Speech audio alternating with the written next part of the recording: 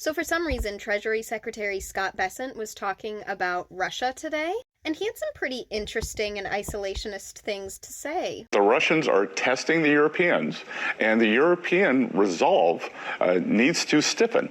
They need to put everything on the table in terms of economic sanctions. That, as I told my European counterparts about 2 weeks ago, all I hear from you is that Putin wants to march into Warsaw. The one thing I'm sure of, Putin's not marching into Boston.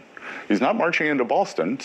But having said that, super interesting thing for the Treasury Secretary to say, especially considering that this happened today. Fox, we do have some breaking news that happened a little bit earlier today that we did want to get to you here on Live Now from Fox. As I put up this post here from Fox News, we are learning, according to the North American Aerospace Defense Command, also known as NORAD, the U.S. scrambled fighter jets and other aircraft to identify and intercept 4 Russian warplanes flying near Alaska today. It's the 3rd time in about a month and the 9th time this year that NORAD has reported such an incident involving Russian aircraft flying near Alaska. So yeah, they might not be invading Boston, Scott Bessent, but they sure as hell are invading Alaska's airspace. Scott Bessent is such an ass. He's like, oh, well, we don't care about NATO being invaded by Russia because they're not coming after us. They literally are, Scott. They literally are. Maybe it has something to do with the fact that Donald Trump is actually a feckless, weak loser who is never going to get Putin to stop because he doesn't want him